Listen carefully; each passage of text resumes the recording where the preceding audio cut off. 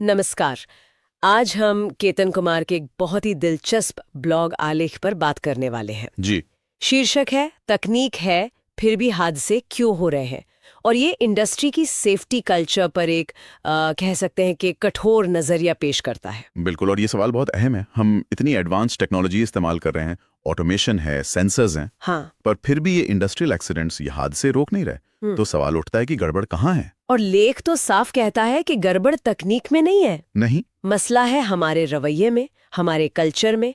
वो जो अक्सर सुनने को मिलता है ना, अरे सारे सिस्टम तो थे अपनी जगह, पता नहीं फिर भी कैसे हो गया ये हादसा। हाँ, ये बहुत कॉमन है। तो आज हम इसी की तह तक जाने की कोशिश करेंगे कि ये सिस्टम आखिर नाकाफी क्यों साबित हो रहे हैं। सही कहा।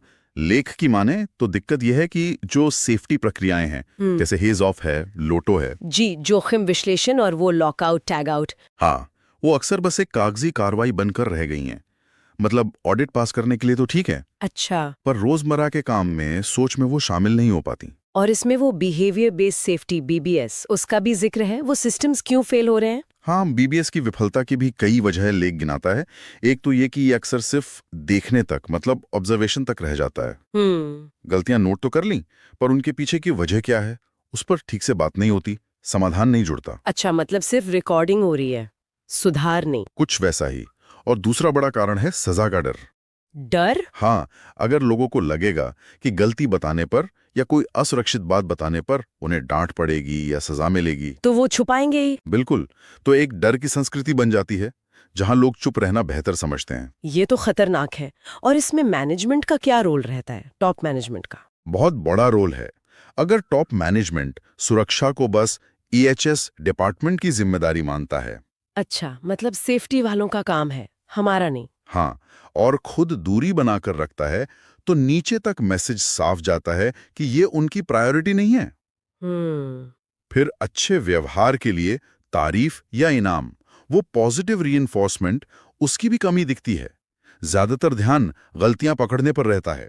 मतलब इंस्पेक्शन ज्यादा, इंस्पिरेशन कम। बिल्कुल, लेख यही कहता है। और कई बार सिस्टम की अपनी खामियां, मतलब सिस्टमैटिक फॉल्ट्स, उन्हें अनदेखा कर दिया जाता है। ये तो आज की बात हुई। लेख एक और दिलचस्प तुलना करता है। वो कहता है कि शायद पहले, जब तकनीक इतनी नहीं थी, तब सुरक्षा बेहतर थी। ये सुनने में थोड़ा अजीब लगता है ना? हाँ, विरोधाभासी लगता है, पर लेख इस पर सोचने को मजबूर करता है। शायद पहले की सुरक्षा संस्कृति के कुछ मजबूत स्तंभ थे जो अब हिल गए हैं। जैसे कि? पहला, अनुभव, और वो गुरु शिष्य परंपरा। अच्छा। सीधे बात करके पहुंचती थी। हर पुराना अनुभवी ऑपरेटर खुद में एक चलता फिरता हैजॉप जैसा था। वाह, मतलब अनुभव पर आधारित चेतना थी वो। हाँ, बिल्कुल।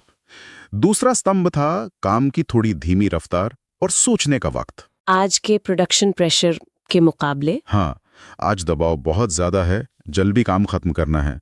पहले शायद थोड़ा इत्मीनान था, लोगों के पास रुककर सोचने, हालात को समझने और सही फैसला लेने का समय होता था। हाँ, जल्दबाजी में तो शॉर्टकट का खतरा बढ़ ही जाता है। बिल्कुल। लेख भी कहता है कि सुरक्षा के लिए विचार का समय और निर्णय की स्वतंत्रता जरूरी है। और तीसरा स्तंभ? वो ओनरशिप वाली बात। हाँ, वो सबसे अहम है शायद। ओनरशिप, यानी अपनेपन की भावना।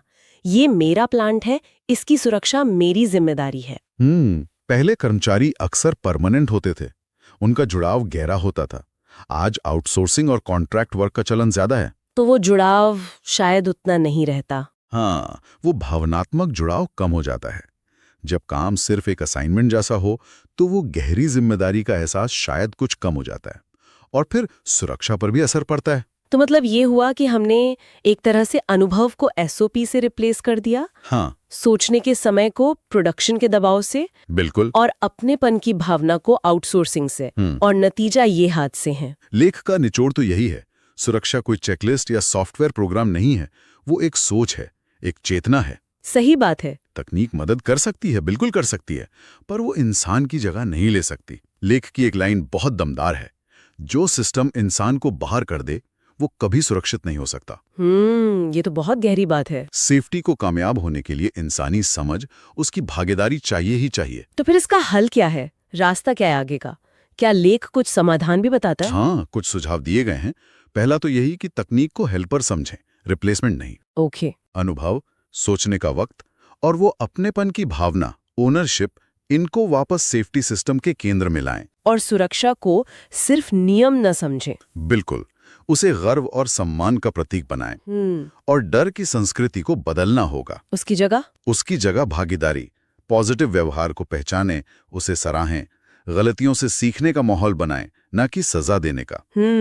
और सबसे जरूरी, सेफ्टी सिस्टम्स टॉप डाउन ना हो, मतलब सिर्फ ऊपर से नीतियां ना थोपी जाएं, बल्कि नीचे से ऊपर संवाद हो, बॉटम अप डायलॉग हो, कर्मचारियों की सुने, उनकी भागीदारी से नीतियां बने। तो कुल मिलाकर आज की इस